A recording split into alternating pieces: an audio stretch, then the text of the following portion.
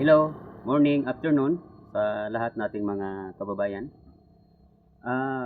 Pasensya na po kayo 'no, marami kasing nagtatag sa akin, maraming nagtatanong kung kumusta na po daw yung autopsy doon sa OFW ni Mereros na Pincusas, Alcantara. Mga idol, nag-usap kami sa asawa niya through text. Hindi pa talaga dumating yung yung final na resulta. Hindi naman kasi pwede na magpatimasan kami magpatimasan ako ng vlog na sabihin ko ganito ang nangyari. Kailangan mahawakan namin yung papel. Kaya, ganun pala kahirap dito sa lugar natin sa probinsya mga idol.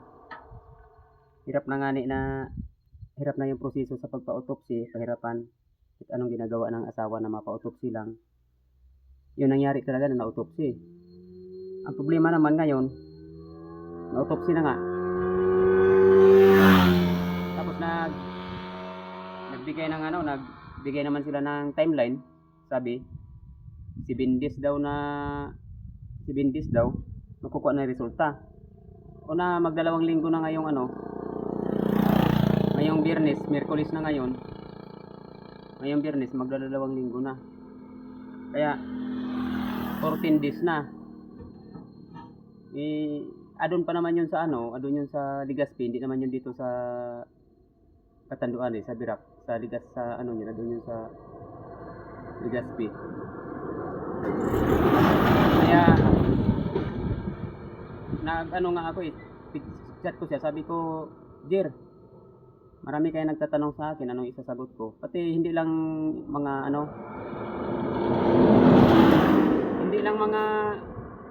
sabihin natin ng mga concerned citizen, pati may mga kamag-anak din sila nagtatanong doon nasa ibang bansa. Tinatanong ako kung ano nang i-update. Ako may initial naman na sinabi yung doktora. Kaso lang, ang hirap kasi magbitaw ng ganun kasi hindi naman ako lisensyado, hindi naman ako binigyan ng authorized ng asawa na magsalita ng ganun. Sa kanya sinabi, hindi naman sa akin. Kaya, ang ko sana doon, kung dumating yung resulta, pupuntahan ko si Jerry at saka i-interviewin ko. Tapos, ang mangyari niyan, kung ano yung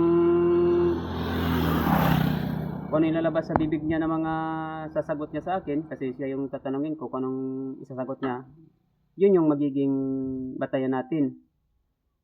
O kung ano yung mababasa namin doon sa resulta.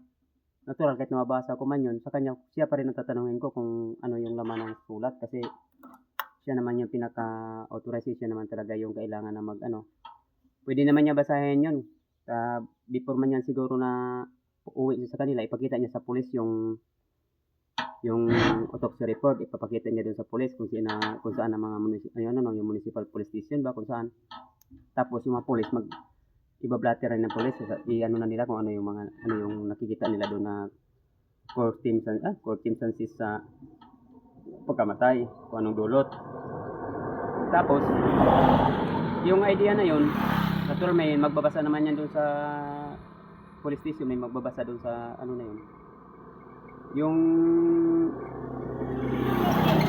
idea na yun, yun na yung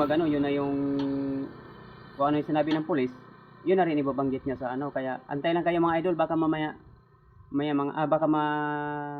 bago man siguro matapos tong linggo na to, magkakaroon na tayong update. Kasi pag magkaroon ng update, pupunta ako doon sa Makuleo, pupunta ako sa lugar niya. Doon ko na mismo siya tatanungin, doon ako mag-interview sa kanya. Sasadyain ko na lang po, pero dapat alamin ko na andun na resulta, tapos i-chat ko siya na pupunta ako para hindi rin siya alis kasi medyo distansya rin yung bahay nila.